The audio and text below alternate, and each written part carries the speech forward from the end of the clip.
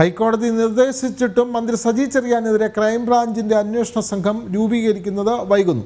പോലീസിനെതിരെ രൂക്ഷ വിമർശനം കോടതി നടത്തിയിട്ടും മന്ത്രിയെ സംരക്ഷിക്കുകയാണ് ആഭ്യന്തര വകുപ്പ്. അതേസമയം മന്ത്രിയുടെ രാജി ആവശ്യപ്പെട്ട് പ്രക്ഷോഭം ശക്തമാക്കാനാണ് BJPയുടെ തീരുമാനം.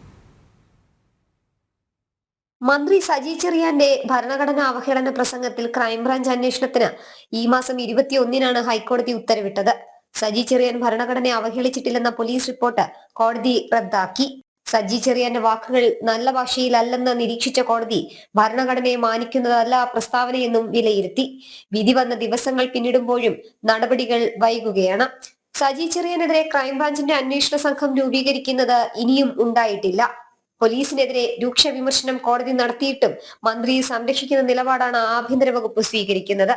കുറ്റാരോപിതൻ മന്ത്രിയായതിനാൽ സ്റ്റേഷൻ ഹൗസ് ഓഫീസർ തലത്തിലുള്ള അന്വേഷണം മതിയാകില്ലെന്ന് വിലയിരുത്തിയ കോടതിയെ വെല്ലുവിളിക്കുന്നതാണ് സർക്കാർ നടപടി.